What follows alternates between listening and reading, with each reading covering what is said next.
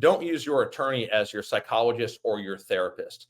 Use your attorney to defend your case and win your trial. Do find a counselor you can talk to. Don't keep all of this bottled in. There are some great services online. I highly recommend using online counseling outside of the military.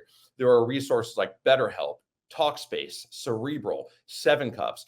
These are all either app-based or online services which are reasonably priced, they're confidential, and you can do counseling as often as you want to help you get you through this emotional distress. Please seek counseling to help you get through maybe one of the hardest times of your life, but do it through a qualified and confidential counselor. And oftentimes it's best to do this outside of the military. If you've been accused of or charged with sexual assault in the military, this is probably going to be one of the most difficult things you're ever going to have to go through, unless you've lost a very close family member or, God forbid, a child. This is going to be an exceptionally trying time for you, mentally, physically, emotionally, and even financially.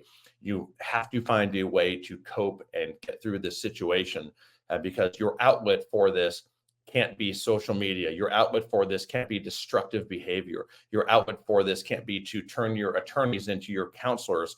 What someone told to me once was, hey, as attorneys, we're 3 times as expensive and half as qualified as a counselor. And so don't use your attorneys for counselors, but you need to get some help. If you have someone in the military who you trust, you can utilize military services for behavioral health. What I like to tell people, if they have the financial resources for it, go outside the military and find a counselor you can talk to.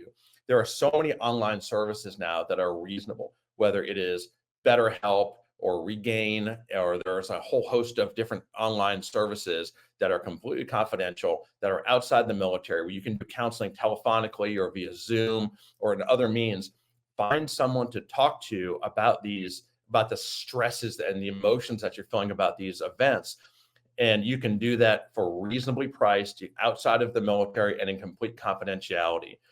Don't use your attorney as your psychologist or your psychiatrist. What happens is you're not utilizing the attorney's skills properly.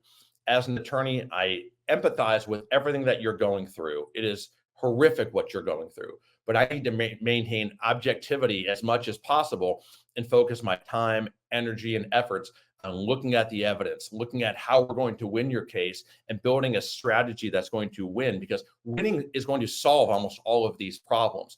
So if we end up spending 3-4 hours on the phone every week talking about, mental health issues, I can do that, but those are 2-3 hours I'm not spending working on your case. And that's not with me, that's with any attorney. So do find someone you can speak to. And again, there are a whole host of online services that are confidential. They're outside the military. They're reasonably priced, and they are exceptionally good if you find the right counselor of helping you walk through the stress you're going through.